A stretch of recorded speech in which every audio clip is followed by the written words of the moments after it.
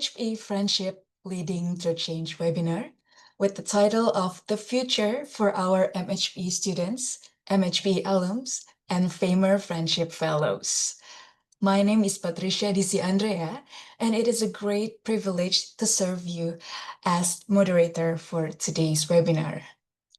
I would like to extend a very warm welcome to each and every one of you, especially to the students, alumni, friendship fellows, lecturers, and all health profession practitioners. Your presence today signifies your commitment to excellence in medical and health profession education, and we are so thrilled to have you all here. Today, we will explore the critical topics that are shaping the future of our profession, guided by three exceptional speakers who are the leaders in their respective fields. Before we go into our main agenda, I would like to briefly outline our schedule for this afternoon. We will have three insightful presentations, followed by a Q&A session for each speaker. And we will then conclude with a panel discussion at the end of the webinar that will involve all the three presenters, where we can further explore these important topics together. So please hold your questions until the Q&A sessions. You can ask your question by raising your hand through the Zoom feature, or just simply type your question in the chat box. So without any further ado, let us begin with our first presentation. It is my honor to introduce a true visionary in our field, Dr. Yoyo Suhoyo. Hello, everyone. Hello, Disi. Yeah, good afternoon, Dr. Yoyo. I'm very good. How are you, Doctor? I'm good. Super. Super good. Thank God. So let me introduce Dr. Yoyo Suhoyo to all the guests. Dr. Yoyo Suhoyo is a distinguished expert in medical education, holding a master's from Gajah Mada University and a PhD from Groningen University. He has extensive experience in both academia and leadership, including his current role as coordinator of Educational Development Clerkship Program and chairman of assessment team in Gajah Mada University. He is also the director of Friendship Faimer. He has numerous first-author publications in prominent journals such as Medical Teacher and BMC Medical Education. Dr. Yoyo Suhoyo, the virtual floor is now yours. Okay, thank you, buddy. Can you hear me? Crystal clear, Doc. Okay. Okay, good afternoon, all. I hope all of you are fine. Let me introduce myself. My name is Yoyo Suhoyo. You can call me Yoyo, and it's nice and it's very proud to be with all of you this afternoon to share regarding the future of medical and health professional education teachers. Please allow me to share my slide.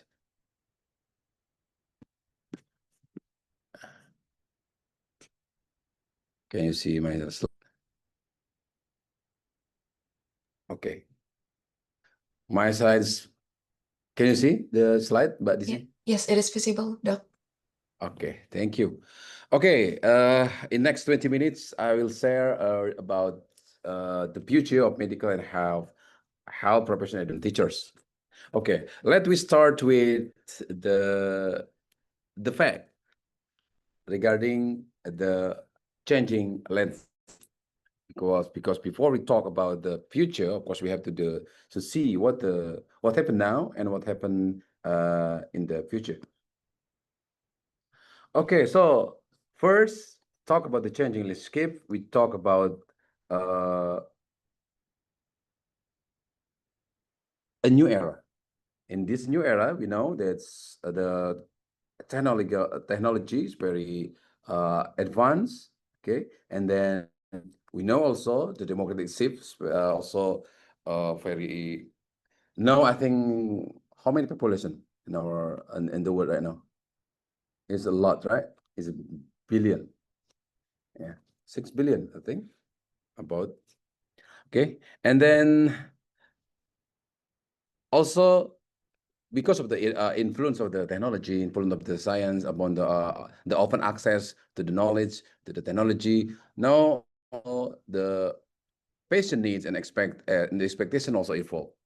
Okay, that's the first thing that we have to consider regarding when we talk about the future of MHPE teachers. And this one of the article from Jafar et al. Talk about the industrial 4.0. He mentioned about some changes related with the technology. He compared what happened in the past and what happened in the future, or maybe some of them already happen right now. For example, in the past, passive learning. In the future, should be active learning. Okay. In the past, individualized. Now we are more what we are required to be more collaborative. Okay. And then in the past, more physical, now more virtual. In the past, restrict access, now more access. Okay. In the past, it's more human cognition. Now it's already a lot of changes in AI. Okay. It was mostly education or teaching learning happen offline. Now it's most or one of the choice. And then in the past, learner examines, and now learners evaluate. Okay. And then also talk about the changing landscape. The teacher roles also already moved. In the past, mostly teacher is more, the rule is mostly as a lecturer. But now you can read more in the books of Harden.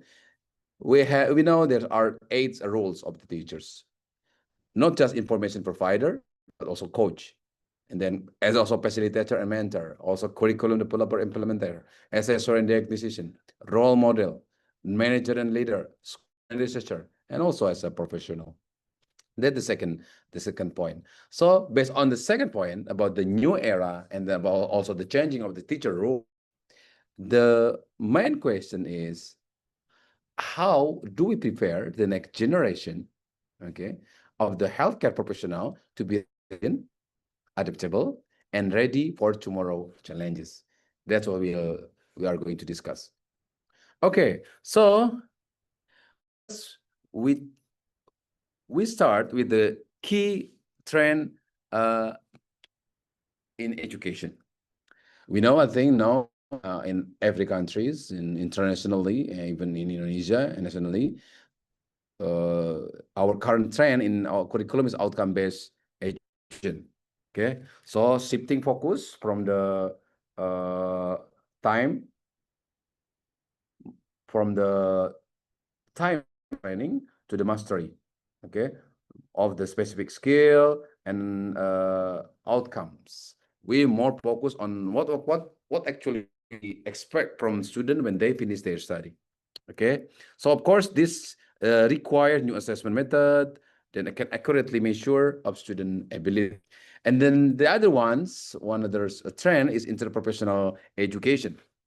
Is as a resonance of the needs of collaborative. So in interprofessional education, we emphasize the collaborative learning among different healthcare disciplines, like, for example, medicine, nursing, pharmacies, okay, to prepare students to be to prepare them to do the interprofessional in intercollaborative practice in the health services, or okay. And then the issue and the trends in education is active and lifelong learning, is fostering the mindsets, the continuous professional development as medical knowledge and technology, instead of constant evolution. We know that the information, the knowledge, the change very fast. Even in 1 month, the knowledge, the new study results is already everywhere. So we need more active learning for students. They cannot just wait. They have to be more active. They have to take initiative. Yeah, and then they can then also not just cannot depend or rely on the formal education. They have to do the lifelong learning, stop learning, whole professional life. Okay, next we talk about the, I already mentioned in the introduction, the technology is a game changer. Okay, now a lot of a lot of development in technology. Uh, the rise of the educational technology in medical education provide tools to enhance learning. So we know in the literature, in that article or study, we know about what's the focus on the technology enhancing. That's one of the majoring in medical and health professional education. And the second one is virtual augmented reality. Even Pak Ide, his dissertation is virtual and virtual reality, because this is also already developed a few years ago and now it's more massive. We know about the robotic, it is as an impact of the virtual or augmented reality. Simulation-based learning, when patient is more aware with their rights, when they expect more from the health services, it is almost impossible just student directly go to the health services. They have to be taught, they have to be trained first in simulation. No, that's why no, simulation-based learning is one the main approach that has been used in medical and health professional education. Okay, especially now also the technology for high fidelity making, realistic scenario for improving psychomotor skills, decision making, confidence, etc. It's already has been developed. And then the other one is that digital learning platform. Okay, we know there's a lot of MOOC and other offer flexible and demanding learning opportunity has been already is easy to be found on the web or in the digital platform. Okay, let's talk about the technology, and then now it's the current the current technology is very booming is artificial intelligence. Of course, we cannot ignore the development of artificial intelligence, and then of course the development of artificial intelligence is influence also the education. What kind of influence that can be affected by AI? First, personalized learning.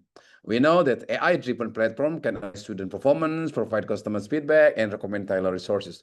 This can also enhance learning efficiency and also outcome.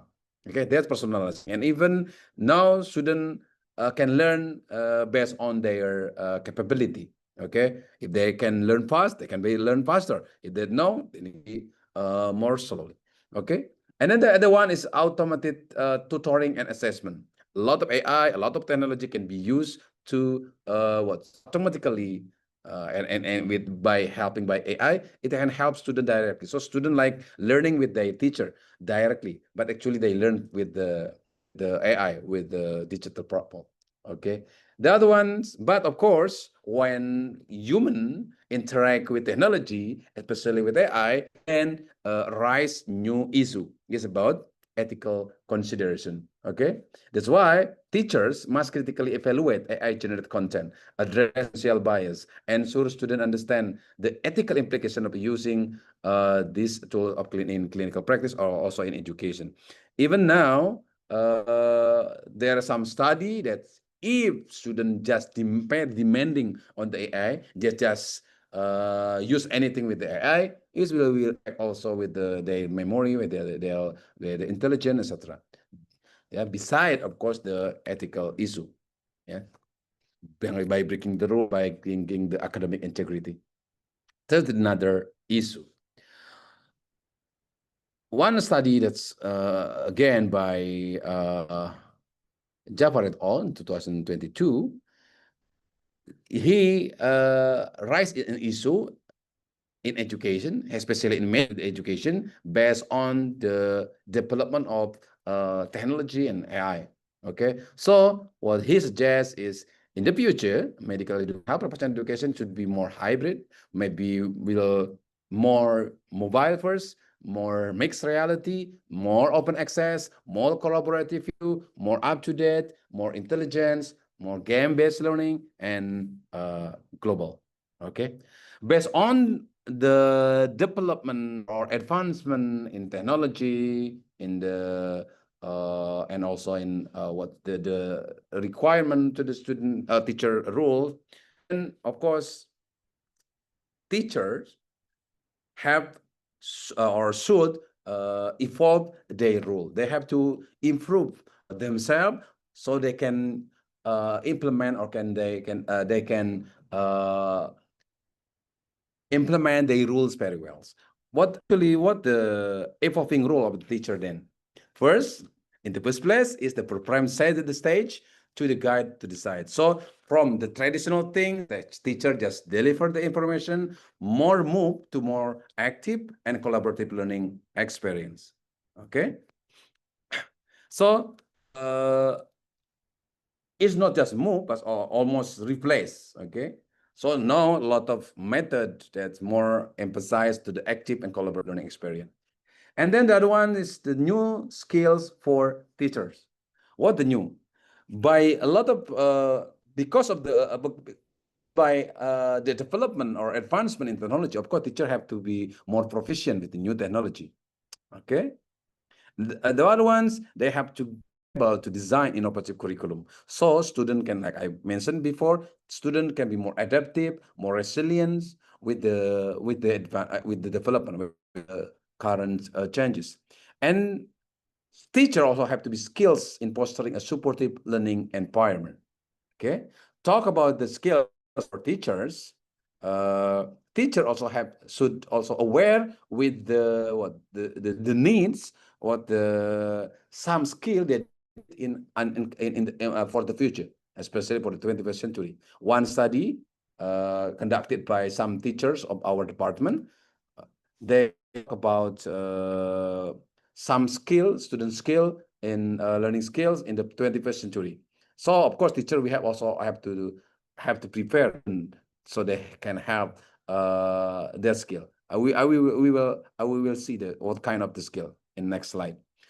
Okay, beside the new skill of teachers, of course, even the technology AI very massive develop, but of course, human cannot be replaced by technology.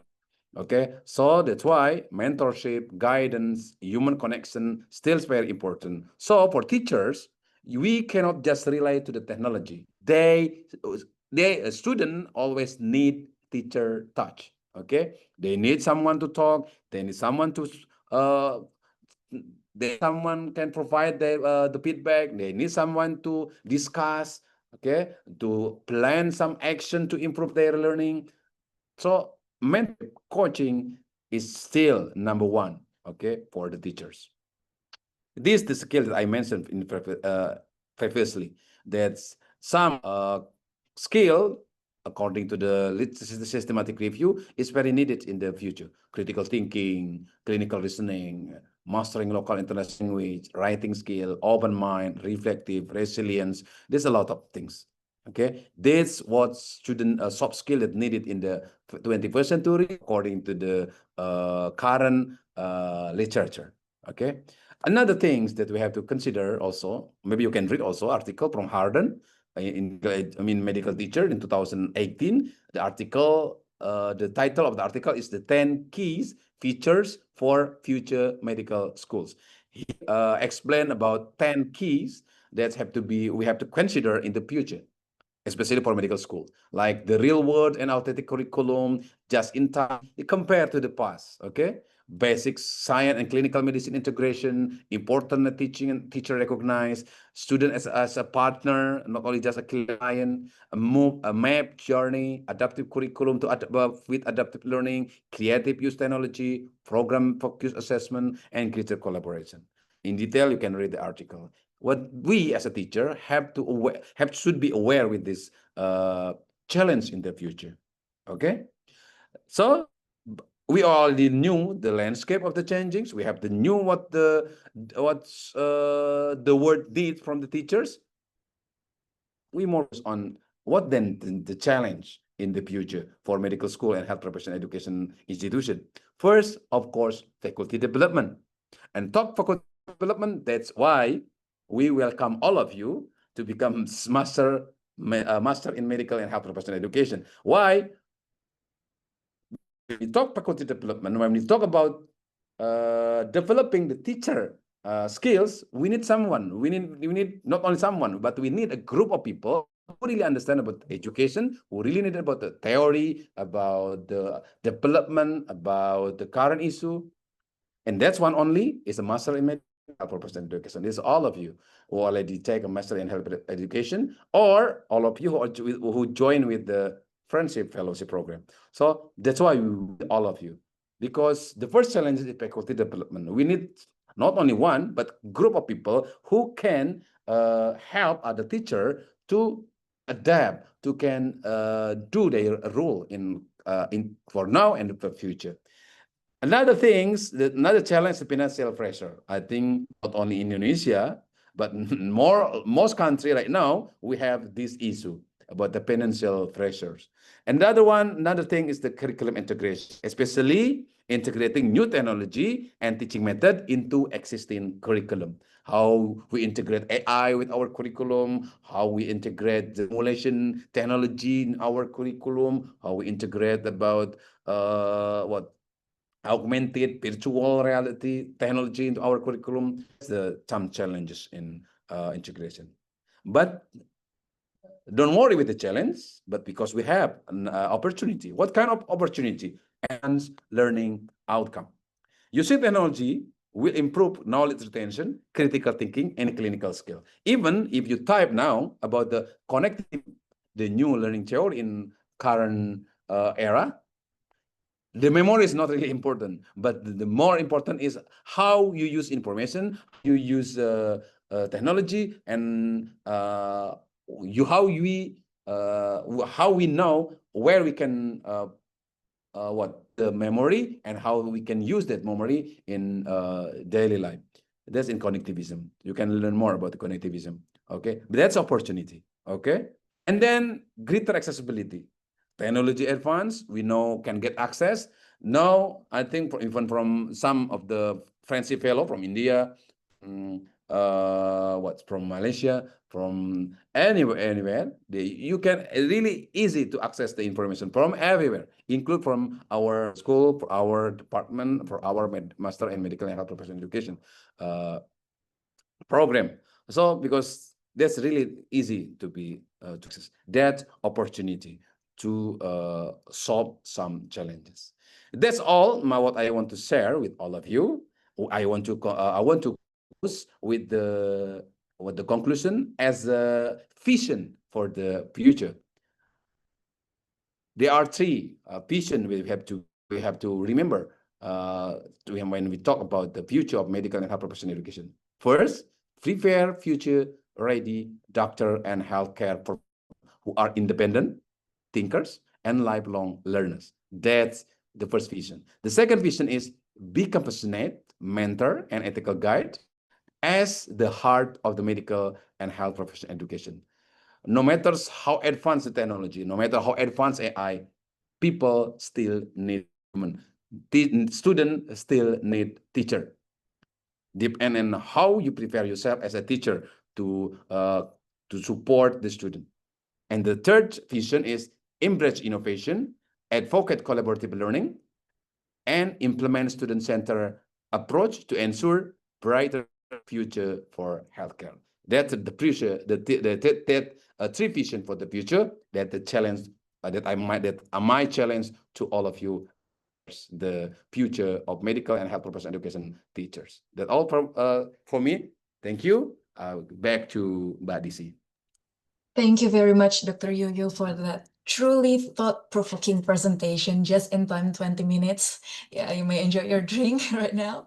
Your insights on the future of medical and HPE teachers have given us a lot to consider, how the technology is a game changer, the role of teachers in this changing world, as well as the challenges and opportunities that we may face. We will now open the floor for a brief Q&A session. I will first limit 2 questions. So I will invite everyone to ask your questions. You can simply raise your hand or just type your question in the question box. We will read you your question. So Dr. Yu just talk about the future of our profession, the medical and HPE teachers. I would like to invite everyone. Anyone would like to? Oh, we have one here, Dr. Yoyo, in the chat box from E. Gede Listiana. I would like to read for you, Dr. Yoyo. In the midst of automation and technology, what human touch skills cannot be replaced by machine and must still be taught by HPE teachers. Will bedside teaching be conducted more frequently virtually than in person in the hospital in the future? And how will this impact physician competency? Okay. What human touch skills cannot be replaced by machine must still be taught by HPE teacher. Okay. First, I will talk about two things. First, related with the skill of the teachers, especially facilitating learning. Maybe technology can ask to you, provide answer, observe you, can provide any result of the observation, etc. But technology cannot provide any meaningful feedback and reply. That cannot be because when we talk with technology, as a human, we need the personal touch. We need the human touch, especially with the empathy. Okay, student need empathy from the teacher. Student need they need to be facilitated to reflect what they experience, what they what the good experience, bad experience. They need to respond. They need to respond. They need empathy. They need feedback from the teachers. That cannot be replaced by technology, especially the empathy. Feedback with the empathy, a reflection with the empathy. Just feedback technology can provide you, but is it really that you need as a human? I'm not really sure. So that's the second one is experience. Okay, human have experience in certain context, in your context. Okay, so teacher, something I always talk to with it's okay, you can ask anything in Google, okay, but or AI, Gemini, DeepSeek, ChatGPT, but when talk about experience and then the story about behind of the behind the experience, this cannot be replaced. Okay, maybe the story you can find the story, but the story behind, the emotion behind, that's gonna be replaced. So the emotional things, okay, the emotional things like empathy, the human things, I think cannot be changed, cannot be replaced by technology. Even the most clever, the most high-tech robot maybe in the future, I'm not sure that human things, the human touch, but the empathy, but the emotional things can be replaced by technology. So that's why we still need a teacher. In current era, if you need a theory, for example, for in assessment, we know in the era of the programmatic assessment. One component is most important in assessment is in programmatic assessment beside the teaching activity, assessment activity is supporting activities. They need mentor. They need mentor who can who can discuss with the result based on the portfolio and then discuss about the plan of the future, understanding you emotionally, understanding you as a human, etc. That's it important. So this cannot be replaced, okay, by technology. Thank you very much, Dr. Yoyo. So the skills in facilitating learning experience that the teachers have and also the students still need their mentor, that cannot be replaced. Thank you very much, Dr. Yoyo. Then we're going to go to the second question and probably the last question for this session, Q&A session, from Christopher David. This is a real challenge that we are facing nowadays. Would you mind sharing your experience? How do we inspire fellow teachers to embrace the changing environment of HPE, especially those who are used to TCL? Some fellow teachers have started implementing TCL, such as peer-assisted learning, yet the majority of the teachers are still used to TCL. When asked about the reason, some are concerned with regulational or institutional limitations, such as beban kerja dosen. Okay, is it need to be mandated by the higher ups for all teachers to implement as CL? Okay. Can I clarify first? What TCL do you mean? Can Christopher Sorry. Yeah, Dr. Yo, thank you. So what I mean is teacher-centered learning and student-centered learning, Mr. Okay. Yoyo. Okay. Okay. But I think I missed to answer from the but the first question is what the will bedside teaching be conducted more frequently virtually than in person in the hospital? It's difficult because bedside teaching need patience.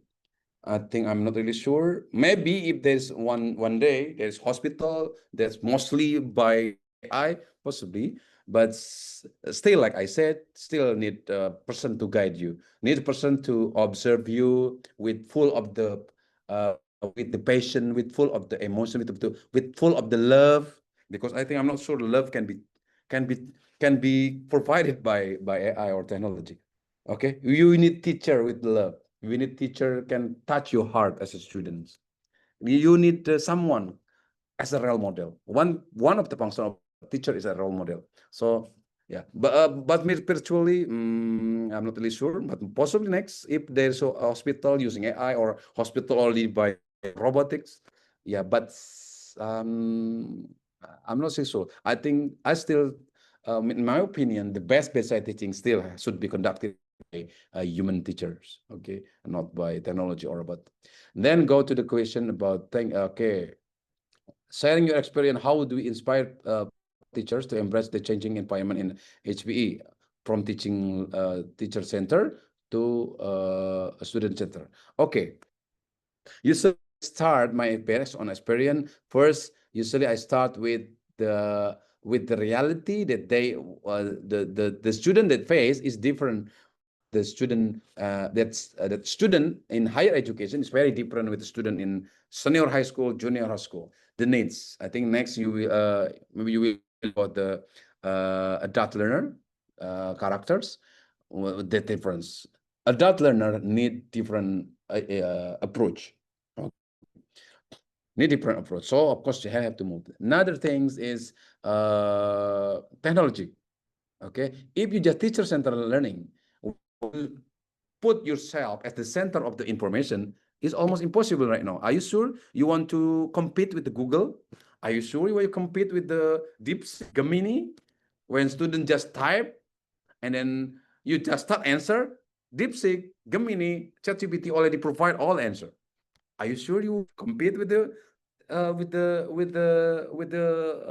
technology? I'm not sure. Okay, in my opinion, we should use technology to facilitate the learning. So now the function of the teachers not as a centers, but more as a facilitator. Like Harden say, teacher student is a more partner to learn together, because teacher also learn. Okay, even student teach others, even student teach teachers. I always say to my student that the most effective way in teaching is teaching others. Okay, so teaching others is impossible if teacher-centered. This would be student-centered learning. How we can support student be active, okay? How we motivate student active learning, and how we facilitate the student to active learning.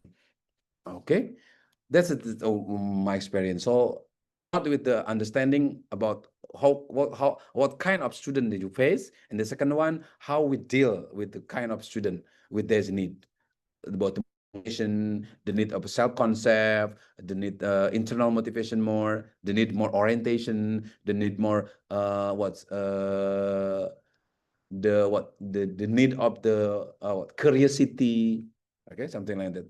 So I always say teachers, you need to have minimum 8 skills: asking for asking, answering, observing, demonstrating, facilitating reflection, facilitating providing feedback, and reference managers.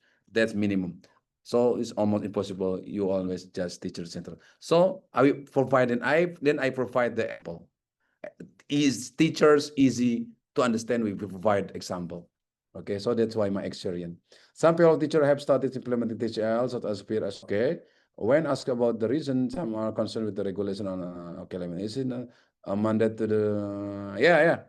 Now, the problem is sometimes we not, the problem is not about teacher center or student centered learning. The problem is usually we to stick with the what? With the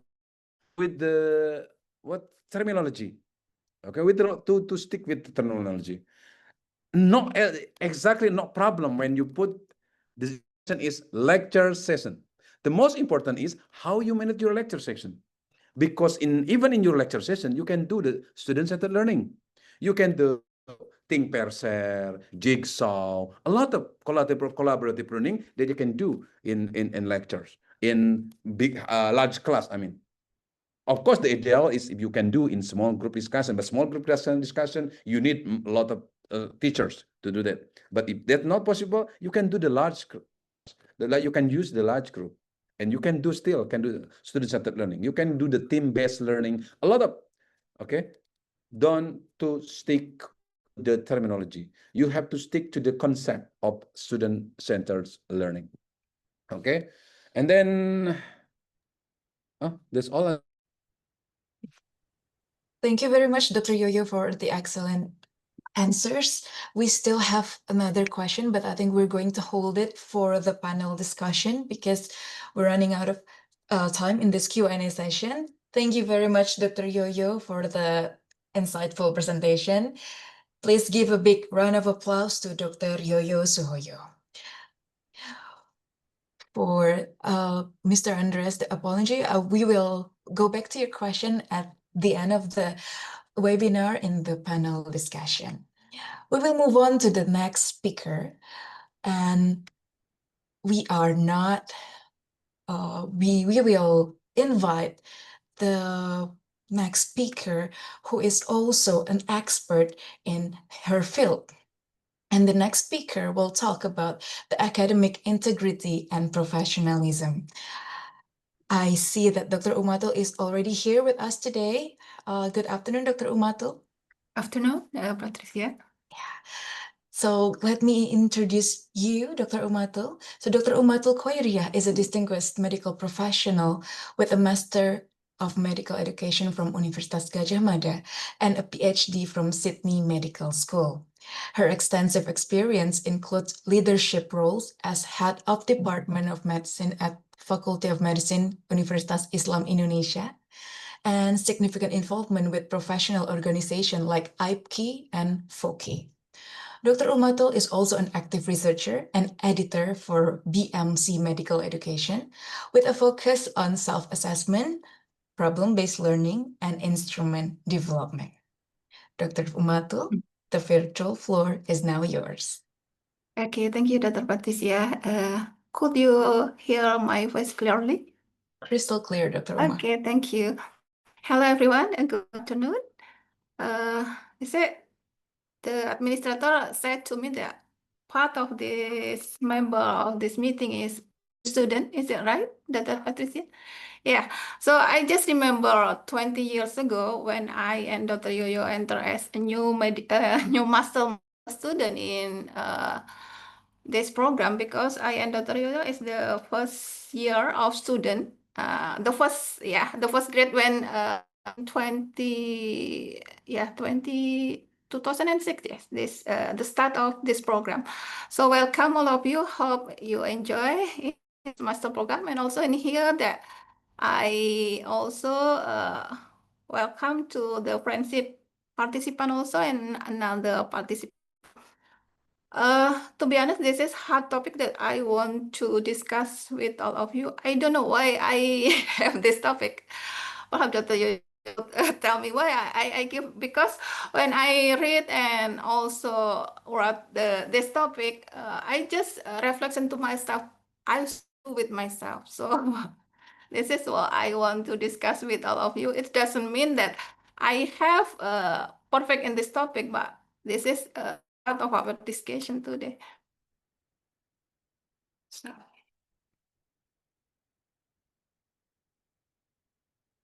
yeah. Starting with my presentation, because I should also perform the academic integrity. I want to declare with all of you that I use ChatGPT in this presentation, that what I done with this I use it for searching the literature, also the summarizing the key point of the literature, but I still need to reconfirm with the real literature because sometimes ChatGPT also not correctly well. And the next one, I also just trial, but perhaps all of you could see whether my picture generating by AI is correct or not, because it's a little bit different with the literature that I search in AI too. So this is the content of my presentation. The first one, I want to discuss with all of you about definition of academic integrity. The next one is about its benefit, and also because this interrelated topic with professionalism, and also what character of the professional teacher, and especially for us as health professional educator or health professional teacher. And then the last one, I want to discuss with all of you about how professional identity formation, especially for health professional educator. So this is what I said, this is hot topic. So when I said to all of you, I to make sure that once again, I have to do with my. So integrity in general is a commitment for us to perform these six fundamental value. For instance, honesty, trust, fairness, respect, responsibility, and courage in daily life. So it's not just in specific context for integrity in general. We should perform all of these value in our daily life. So when we perform these six fundamental value, we could make sure that we have a capability in our attitude, and also in when decision making, all often trust about our decision.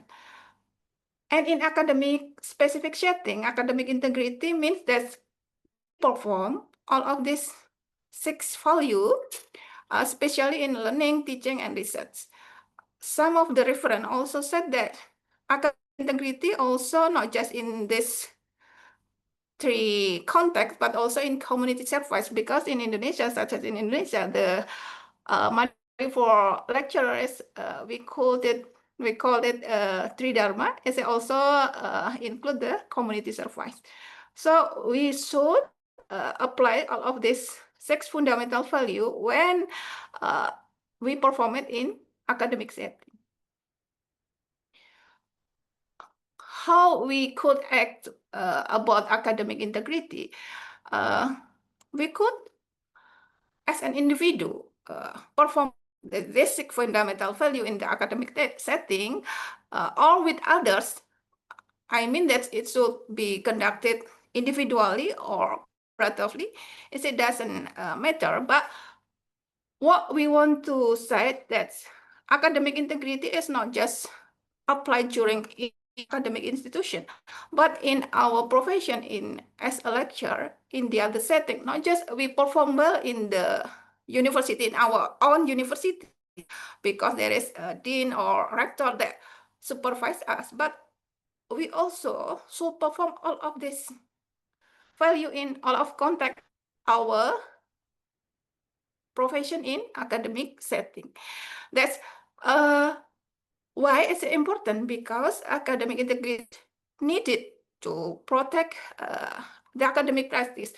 For instance, that one of we see from the news some of lecture that perhaps doing plagiarism or something like that. The capability of in this institution is decreased because we don't trust about the quality of the lecturer or the quality of the teaching learning process in that institution. So this is why it's very important about how we as individual or collaboratively should perform the academic integrity. So this is the purpose that I want say before, that we want to protect and maintain the core value of learning, growth, and sharing knowledge.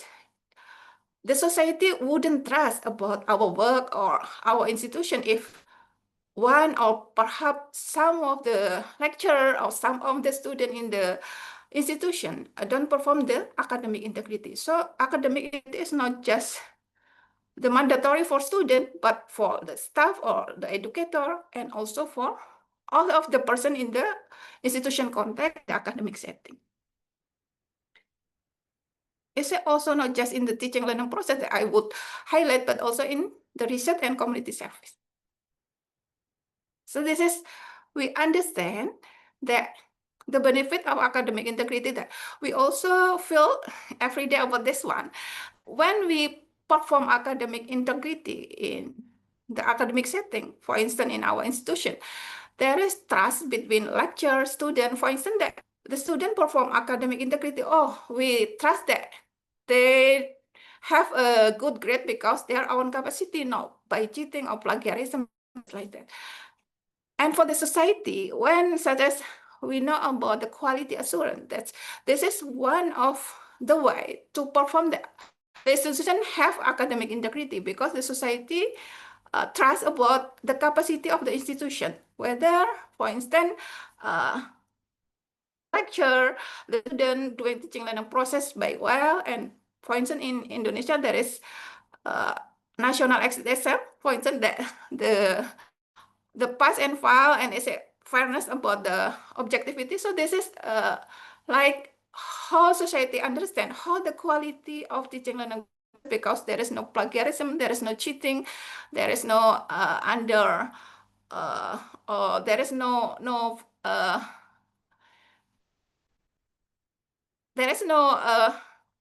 trust, because if someone doing non-academic integrity, it will break the trust of the society. The next one, if the institution applying the quality about the academic integrity, the society will trust about the quality of the institution. For instance, that we in our website said that the process of assessment like this one, by how we conducted the assessment, how we applied the curriculum, and how we make the student obey the rule and something like that. So, this is how our effort to increase the quality of our education. The next one is about not just a teaching learning process, but academic integrity is also about promoting valid research. In here is perhaps the big issue in our context now, because what Dr. Yusuf said, using AI like this in teaching learning process is also, have broader use by institution, but also in valid research. It's why I declare what I perform with AI, because this is like some idea, something when we claim that what AI said about some data or something like that, this is plagiarism, because this is not original argument. So this is, we should consider, because some journal have rule. You could use AI for just literature brainstorming, but not to analyze the data, not to collaborate for some data into argument. So this is very important for us in today. So each institution have to make a strict rule of how to apply AI in the research or in education. The next one is, we understand that about the creating healthy academic environment. The next one, this is also that we understand in Indonesia that there is an issue about some sanction for some colleagues from another university that break the rule about the academic integrity. We know about the sanctions, such as halt their career, or perhaps also not understand about how to what next in their career, because they have a break the rule.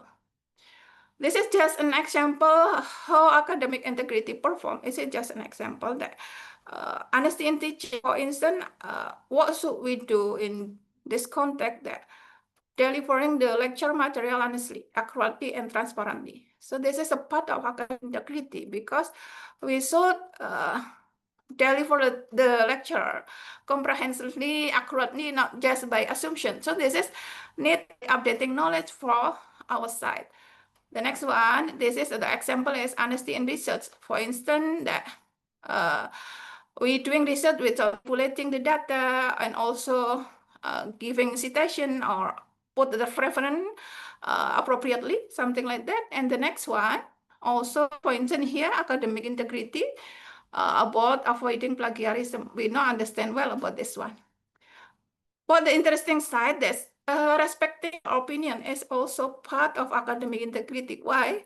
Because this is part of our collaborative academic integrity. When one is just feeling that I am better than the other one, they say the academic integrity in this institution is not will well. The next one, this is also the other side, but I know that all of you understand about this one, about maintaining the data confidentiality, for instance, like that. So when we want to build academic integrity in our institution, it's not just our homework as a lecture, but it is need a system, for instance, not just in the level of the department, but also in the level of university. There is, it's just an example from the literature about how the academic integrity policy could be applied. The first one, that all of the civitas of academia, the student, teacher, and academic staff that on the institution, so understand what is the meaning of integrity, what is the benefit, and something like that, and they could engage with the process of academic integrity, and they perform well. And in here, is it also need robust decision making? What does mean that there is a reward and punishment that clearly for the ones that who obey and also break the rule about academic integrity? It is nothing if just there is a policy, but there is no punish or rewarding for someone that not obey the academic integrity.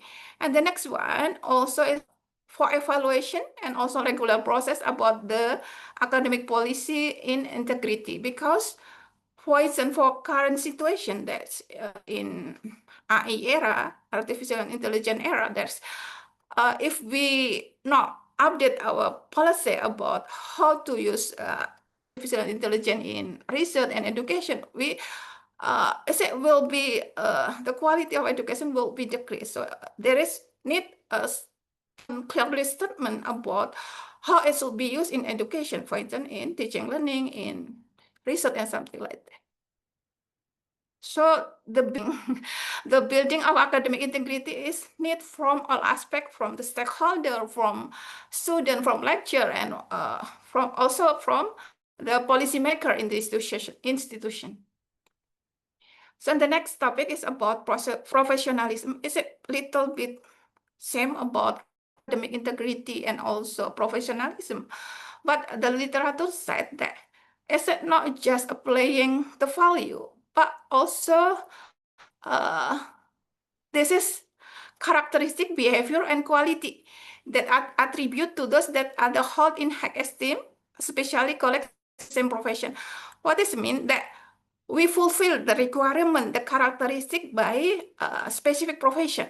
In here, our specific profession, health educator, we not just an teacher, but also health professional, for instance, in medical doctor, nurse, or midwife, and another profession. So this is the context, the characteristic of professional teacher. That professional teacher, how could be a professional teacher? That first one, we should have subject knowledge. We not understand about the knowledge we want to deliver. So all of you perhaps join master degree program or friendship program is also to make sure that we about our subject knowledge we want to deliver. Also, it's a part of updating our knowledge. This is what assist us to process teaching process. What is the mean that teaching process competency? It means that how our capability to conducting pedagogic lab in our institution, delivering teaching learning process, how we could, for instance, that in the question before that, how we perform student-centered learning, something like that is also teaching process. What this mean in here. The next one, collegiality. It means that we as a teacher couldn't independently without collaborate with other colleagues or collaborate with other institutions, something like that.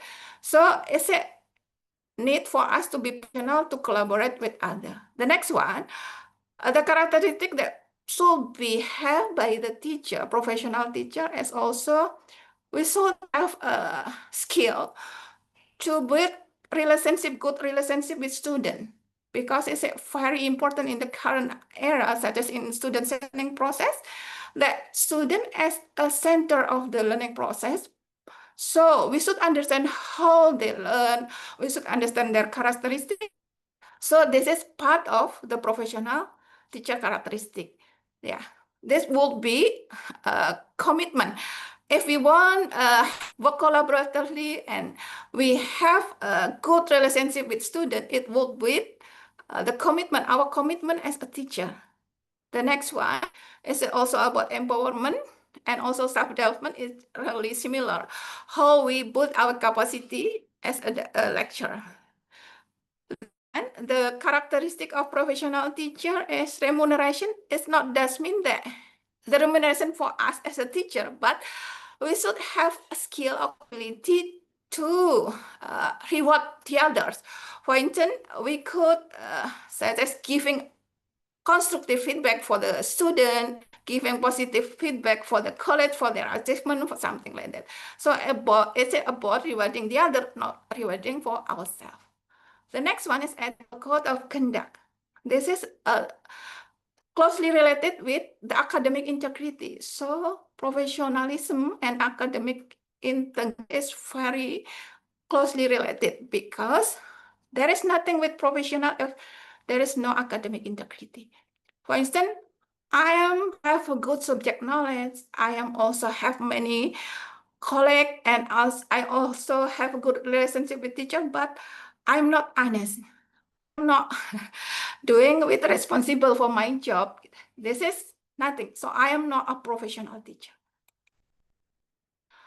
How about professionalism for professional educator? In here, that is it not just a professionalized teacher, but because we are in health setting, we should have all of this quality.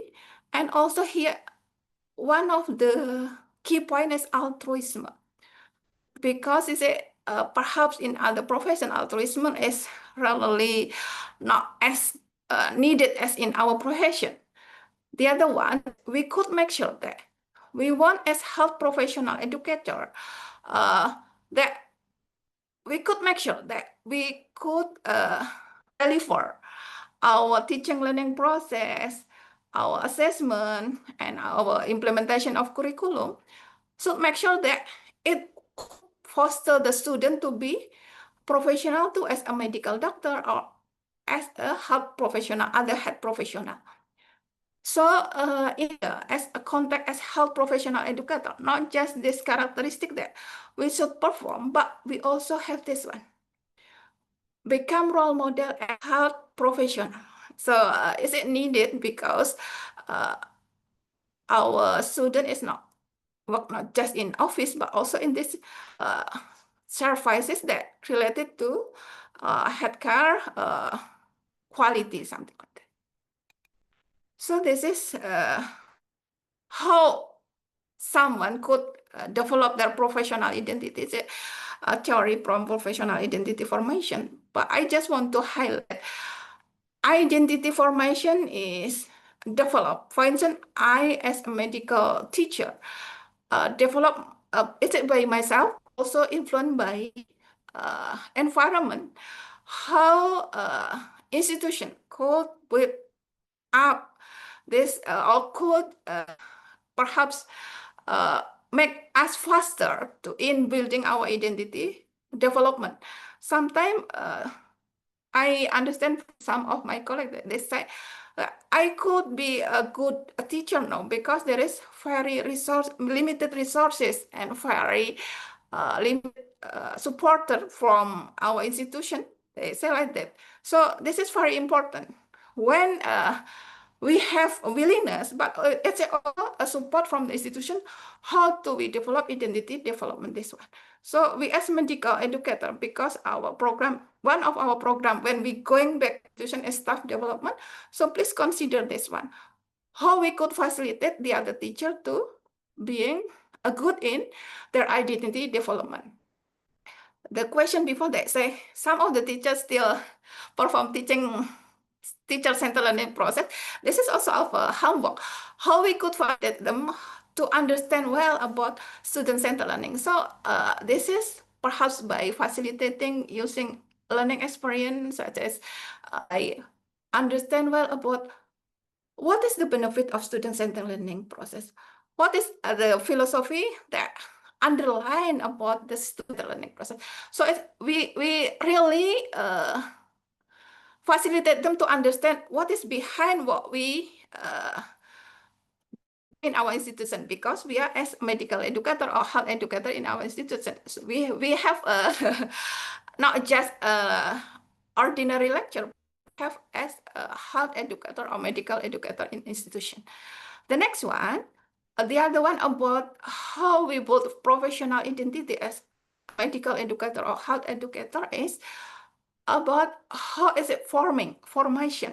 It means that we regularly what we have to do as a teacher, what next to do after I doing this one, evaluation, regularly evaluation. So it's a good if an institution could have like is a formal or informal forum to evaluate how each teacher understand their capacity. Say perhaps could assist them to understand and to fasten their formation as medical educator or health educator. The last one is professionalism that we have discussed before. The professionalism that we want to develop is also not just the work of the student without support from the lecture, without the supporting from the university, but is it need all of the component in the institution to help a teacher, new teacher, or we as a medical educator, or could arrange the program that assist the teacher or lecturer to create their identity as medical educator. When this process is failed, perhaps I am not, I don't like a teacher, I don't like to be a medical educator. Is it perhaps the process has failed because the identity formation is not a success?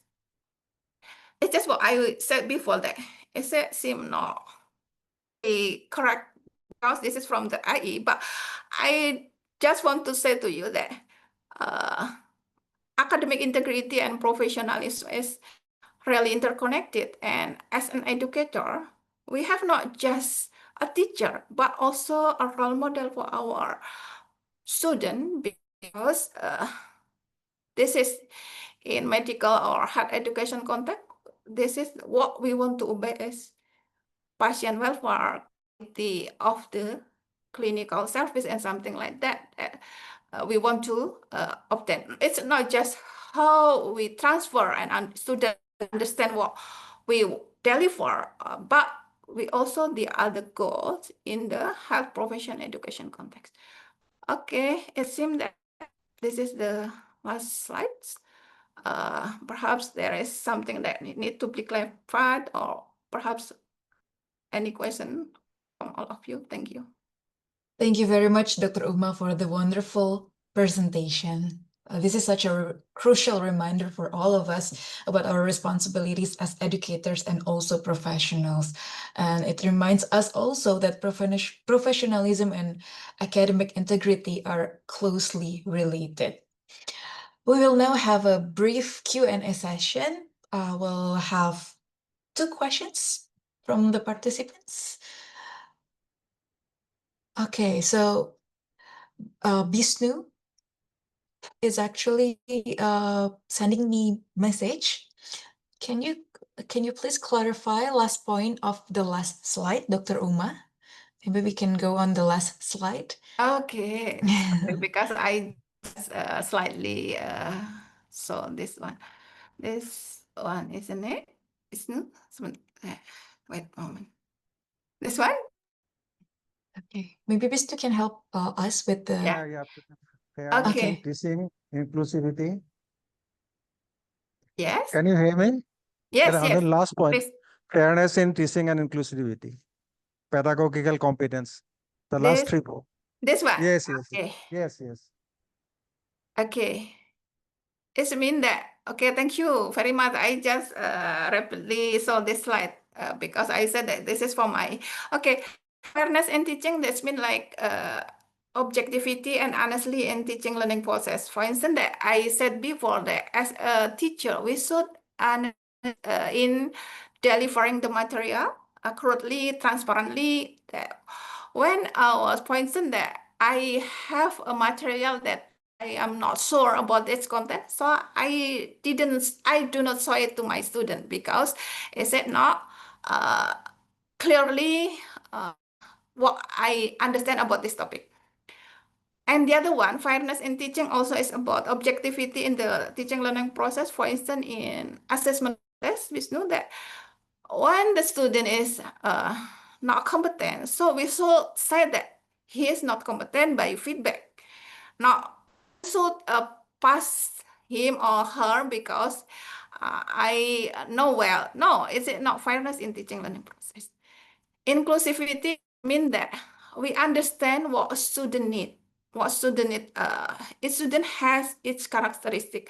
So we could doing it by providing feedback regularly, constructive feedback. So we have doing it inclusivity. So we understand that, for instance, that some student that I don't like a tutorial group discussion because I couldn't speak well. So how we could assist them in teaching learning process by giving feedback. This you could say because you have a good in communication, but you could perhaps use the reference that from here, because some student that not good in independent learning or something like that. So we could inclusivity mean in here that we have the student of their own characteristic. The next one, pedagogical competence, is about our capability in doing our class or managing class. For instance, that we have like a theory that before starting class, we first one is should gaining attention, something like that. So I need to the class ready for the process by giving question in first my slide, so they could understand that, oh, this is important, something like that. This is about how the skill of how to deliver a class or how to manage our class. Is it clear, Vishnu? Yes. Thank you so much. Yeah, you're welcome. Thank you very much, Dr. Uma and Vishnu, for clarifying the last slide. We would like to read the question from the chat box from Dewi Sitoresmi Ayuningtyas. What kind of standards or professionalism model should we use as a reference for teaching students, especially in clinical education in Indonesia? Because the definition is very broad and there are so many attributes. Yes, You there may. are. Yeah, is it truly, Dr. Dewi? Yeah, it's right that because there are many definition of professionalism, but because we live in Indonesia and based on competent-based curriculum, we should refer to the competent-based curriculum from the standard competency doctor that developed by Council. This is the first one. The next one, perhaps we as medical educator could combine, because there is no exact definition of professionalism. Could combine from many reference that how to what kind of professionalism that should be had by student. I think that this is a generic skill about professionalism, but how we deliver,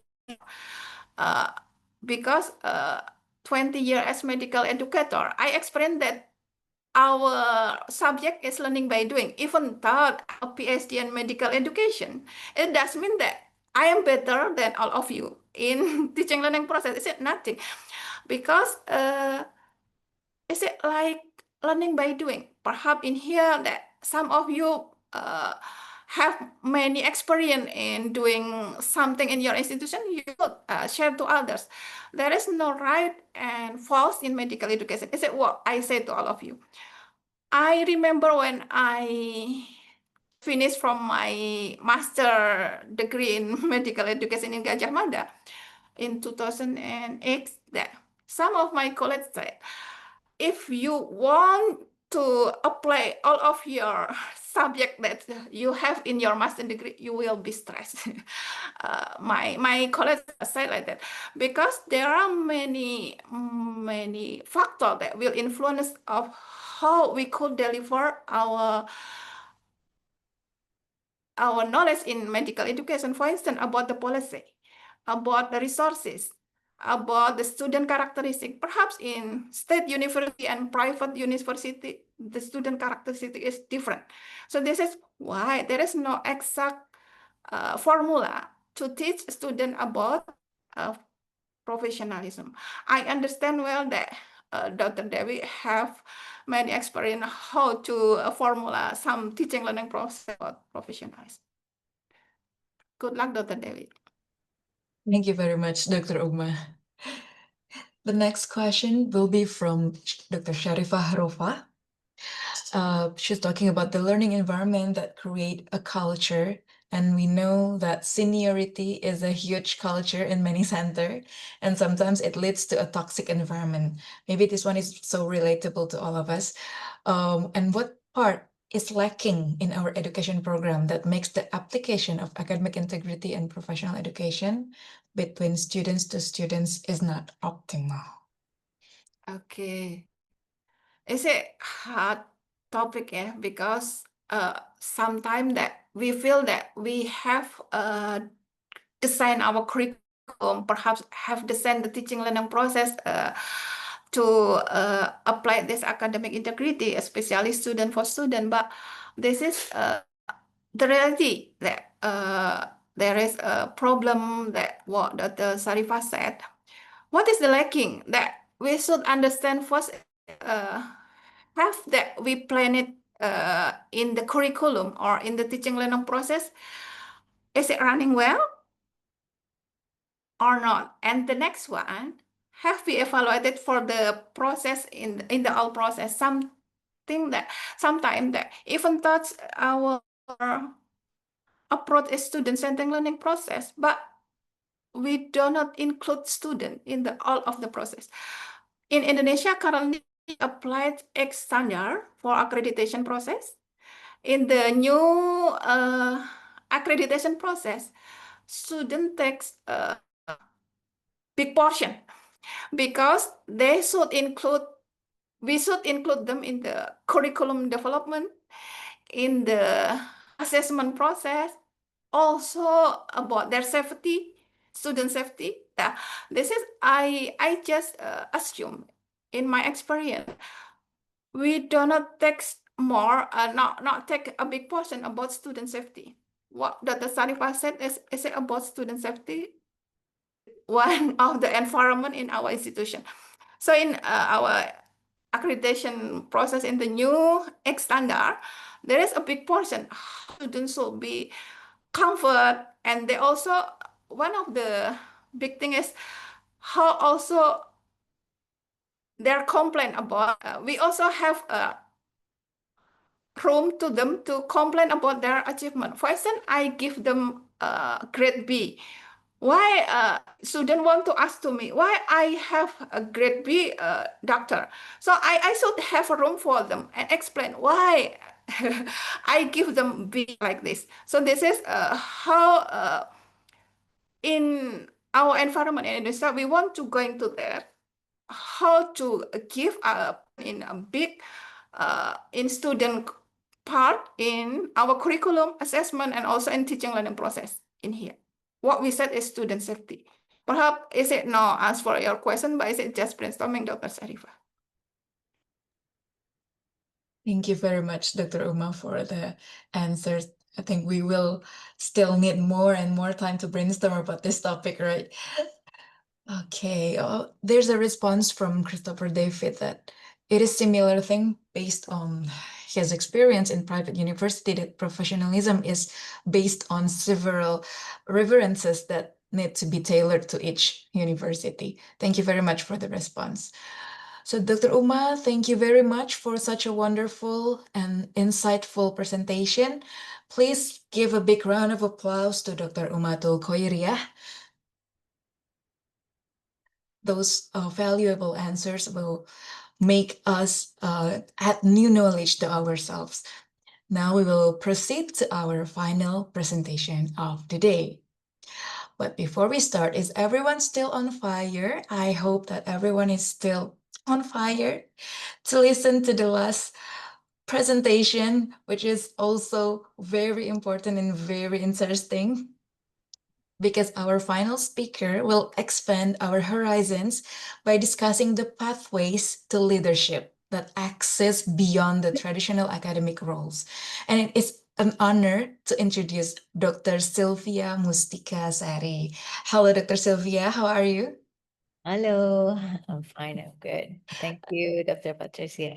Thank you, Dr. Sylvia. I will read some of your CV. So Dr. Sylvia Mustikasari is highly accomplished professional in medical education, holding both master's and doctoral degree from Universitas Gadjah Mada. She has progressed through key leadership roles from the chair of the medical education unit to her current position as Vice Rector, Students Affairs, Cooperation, and Alumni in Unjani.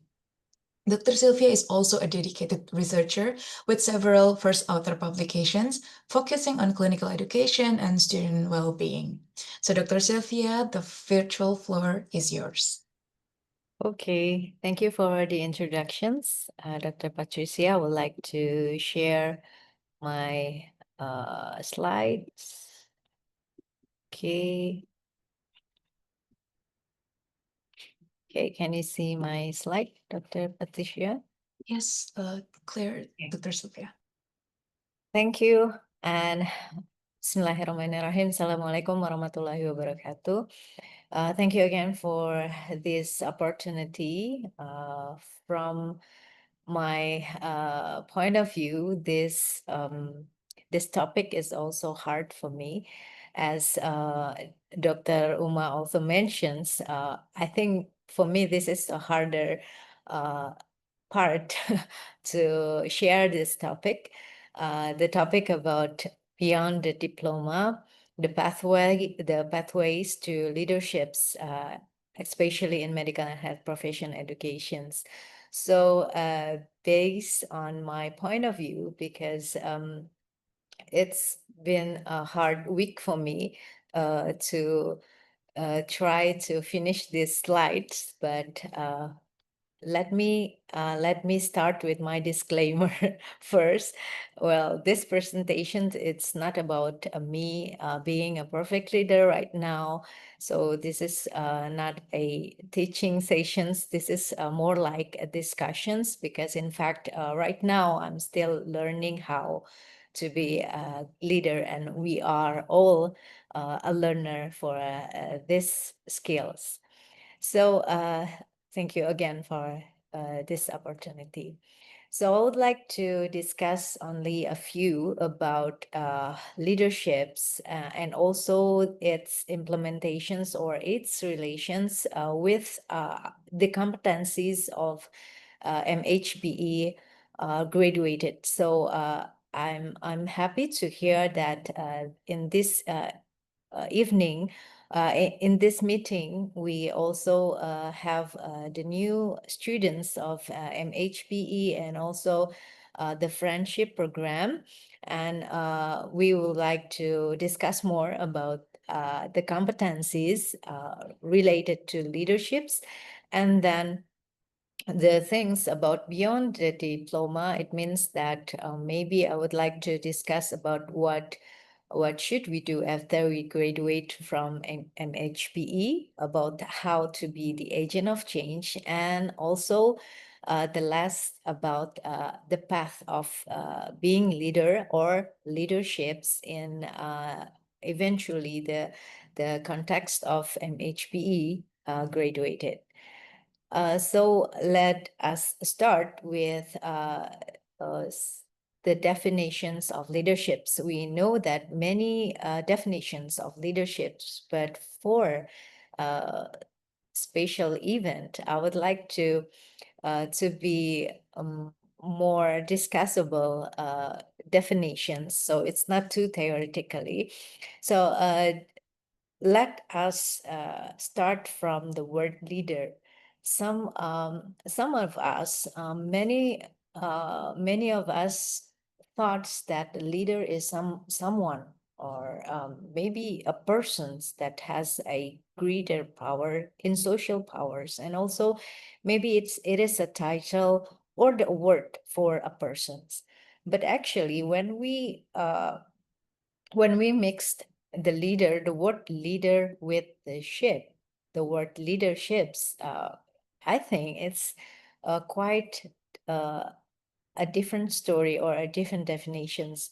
So the word ships implies to a process, as we see in this illustrations. The ships will goes around and they have the destinations. They will have a goal. So a ships is not one person's in the ships, but it's more like a team, and then has the goals or destinations to be, and then we know that there is a process in it. There is a process of the wordships. So let me just simplify this philosophy to, let's say, friendship. The word of friendship. If we thought the word of friend, maybe just someone we know, but if we thought the word friendship, it means there is a process in it. There is a process to build the relationship in the friendship. So it means that a leaderships, it's not a single person. It's more like a dynamic, challenging, and how we as a leader navigate our teamwork. So that's probably our definitions today about leadership. I know there is so many theory about defining the leaderships, but allow me to use this popular definitions of leaderships, because based on this definitions, maybe we can discuss more about these leadership styles. And I also read about various styles of leaderships, but maybe today we can see those two leadership styles, transactional and transformational. So when we speak about leader, when we speak about the traditional leader or transactional leader style, it means that the leader that has a greater social power, that needs to need their instructions to do something in the team. It means that only status quo, that the leader should lead the team, and all the team members should do exactly what the leader wanted to be. Of course, we don't want this kind of traditional leadership styles anymore, especially in educations, because we know from Dr. Yoyo and also from Dr. Uma materials, that we know that the educations or the role of medical and health profession teachers right now is it's not only about having the informations to our students or leading some other to instruct other persons, but we have to transform to be a transformational leadership. It means like a more humanism, a more how as a leader we inspired others, we motivate others, the team members, to have the same vision with us and then try to use this ship in our leaderships to pursue the goals. And then we know, I mean, by we is the leader and also the team members, we all know that there's possible challenges and there are no stride forward to pursue the goals. So that is the definition of transformational leaderships that we want to pursue as the leader in educational or academic institutions. So how to achieve the transformational leaderships? Actually, we achieve it from leading ourselves first. So to be a leader, of course, we need to have the self-leadership.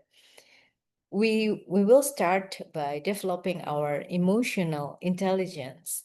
Our emotional intelligence will have these intentions in ourselves to leading ourselves first before leading others. So how we lead ourselves, actually, we need to aware first. We need to be honest to ourselves what is our, let's say, we are good in, or what we are having right now is our potentials and what we can't do. It means we have to aware to ourselves first, and then we try to build our efficacy. Our self-efficacy means like cognitively we know that we can do something, or we know that we cannot do some things. It's called as self-efficacy, and then try to build the self-confidence. Starting from ourself means after that we can influence other. The communications and empathy, it's a key skills of transformational leaderships. As the definition, we will try to motivate others. How we can motivate others without any supportive communications and empathic communications. So, but when we perform to interact with others, it means that we have to be able to develop ourselves first. And then we start to be impactful. It means that right now we need to have the adaptability and also be creative to pursue the goals. So that's what leaderships are. And then secondly, let's see how the core competencies actually that will medical and health profession education graduate will have. Yeah. So in my experience, this is only for my experience when I'm in the master degree and then continue the doctoral degree with Pak Yoyo as my second. And sorry, is it hello? Can you hear my voice, Patricia? Yes, Okay. crystal clear, Dr. Sylvia. Yeah, because it's glitch somewhat. Okay, so based on my experience, the MHPE graduates will learn how to develop the curriculum, and then how to evaluate the curriculum, how to teach, and what is the learning theory, how to improve or develop the student assessment as quality assurance, faculty development, and etc. You can add many more based on your experience in MHPE. But if we take the helicopter view of all of these competencies, it takes the systematic view of the outcome. So we should know the outcome first. For example, the outcome-based educations, we developed it, we know the outcome, we know how to pursue the outcome, the learning process, we know how to assess, and we have also know how to evaluate them. It means that systematically in our cognitive brain. I mean, when we study about educational in MHPE or maybe in a friendship, we will have the systematic thinking of how educations is actually have to evaluate, have to use the goals to design any teaching, learning, and assessment. So based on Fluten, uh, this said that medical educations or and also health profession education competence, it's actually integrate the philosophy and also technical skills as a leadership. So literature also said right now this is the core competencies of a health education teacher. This is the new literature for what is actually the core competencies of MHPE.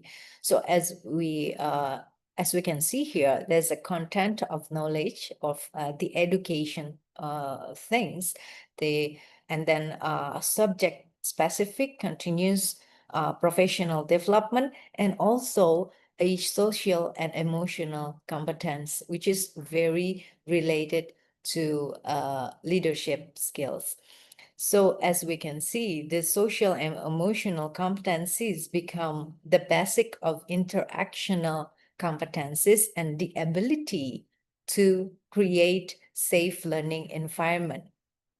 So as the MHPE graduated, or maybe from friendship graduated, we will develop the social and emotional competencies in specifically in our teaching.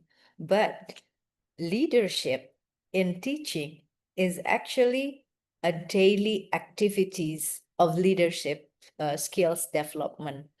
So we as the teachers, as a medical and health profession teacher, our daily activities, like how we build the teacher and student relationship, we will inspire our students, guide them, influence them, motivate them. It means that we actually try to develop our leadership skills in the little the little scale first.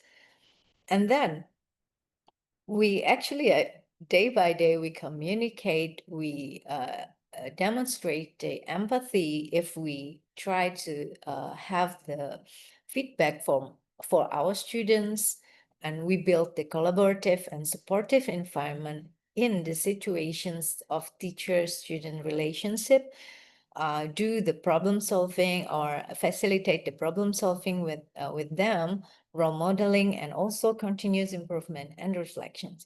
So by these slides, we know that the MHPE graduates, or maybe you have the friendship also in your fellow. It means that you will develop your leadership skills as a daily activities. So that's probably the most possibilities that you have be able in doing the MHPE graduate or friendship. So after I graduated, after you all graduated from the MHPE or friendships, one of or several our teachers, including Pak Yoyo, also inspired me when I was in master degree to be the agent of change. But actually, in that time, I don't know what it means. What is that, the agent of change? So, but by the time, and I'm starting to implement the education science. I'm trying to include all the materials that I have got from MHPE. I'm starting to know that, oh, okay, the agent of change, it means that someone who actively transforming something from the very basic things, baby steps to the higher steps to change. Yeah. What we should do, maybe after we graduate, we will identify the gap between theory and also what happened in a practice. And then after that, we analyze and leading if there are any change. There should be a change actually. And then we try to facilitate the change, the implementations of the changes in our institutions.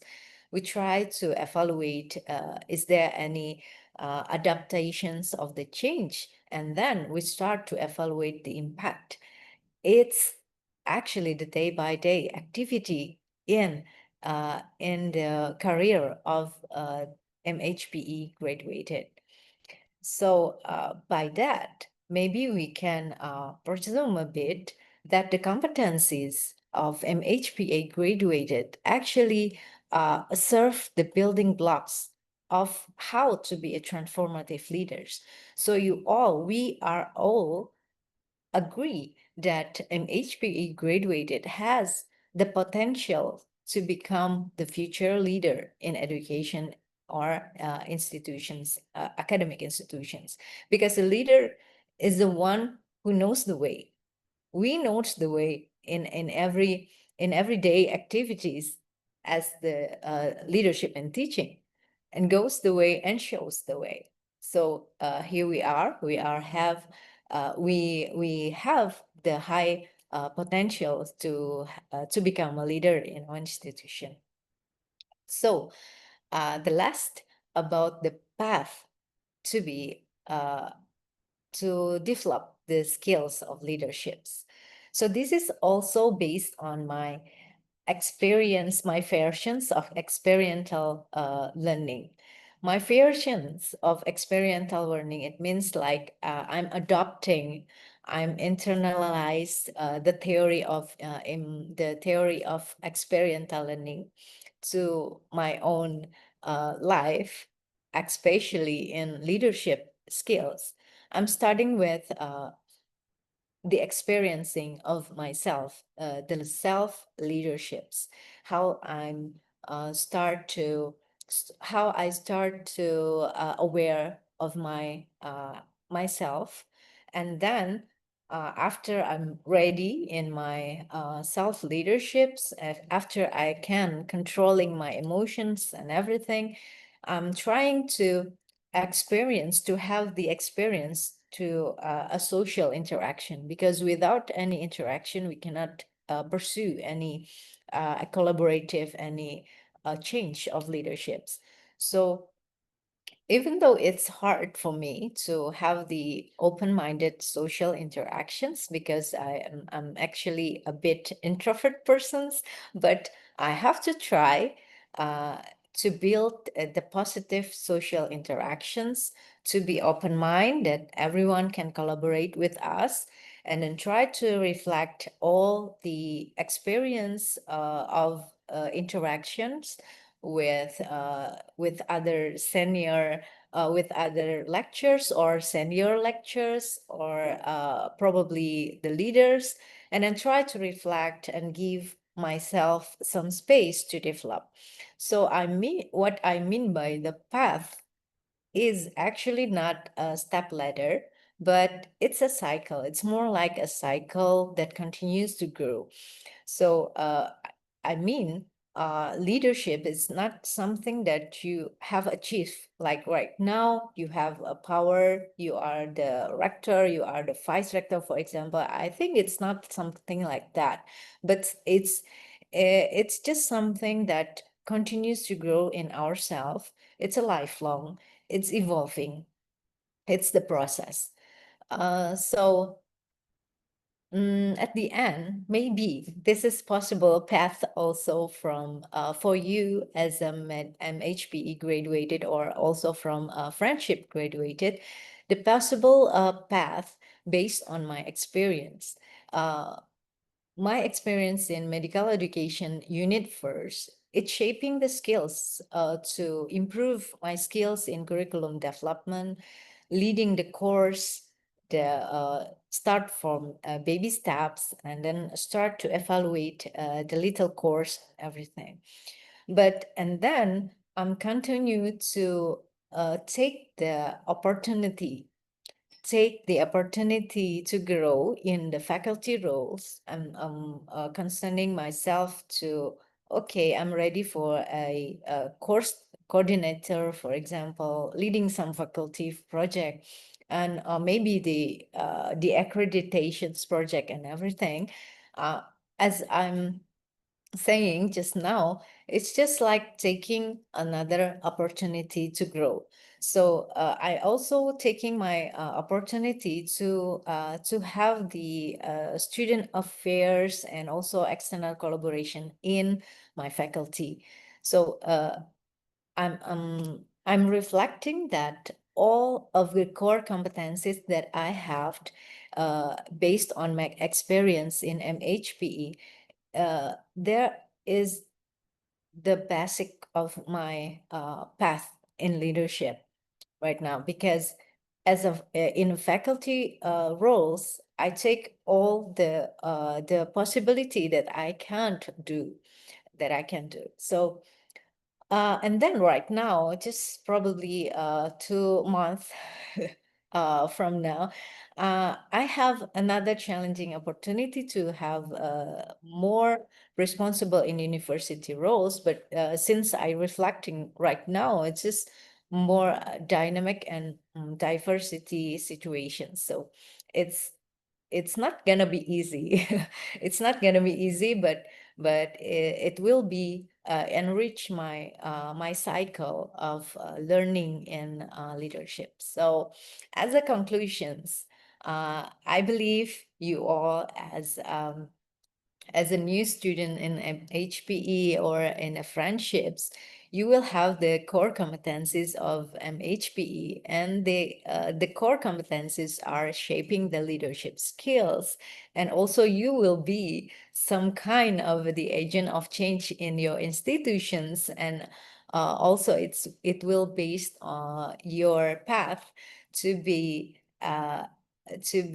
potential leaders in the futures, because beyond the diploma, MHPE graduated are very potential to be the leader and perform leadership skills in their institutions. But the path of leadership skills started from self-leaderships. Thank you for the opportunity. Back to Dr. Patricia. Thank you very much, Dr. Sylvia, for such a inspiring presentation. So everything starts with self-leadership, developing the emotional intelligence and how we lead ourselves and be aware of ourselves. We can build self-efficacy and confidence, then we can influence others. And the most important part is that this leadership path is a cycle and never-ending process. And I'm sure that your presentation will also influence everyone to apply MHPE next year or maybe friendship in Yogyakarta for those who haven't applied yet. We will look forward to see you. Okay, now we will now open the floor for a brief Q&A session. Just like the previous session, we will have 2 questions from the participants. I would like to invite anyone to ask questions. You can simply type in the question box or just raise your hand and you can go with your question. Oh, we have a question from Christopher David. Thank you for the very intriguing discussion. Would you mind sharing your advices for us, future new staffs or graduates, on how to begin pursuing leadership in medical education institution, which is quite riddled with the hierarchical culture? How can we influence changes in environment where the old habits or traditions dominate? Wow.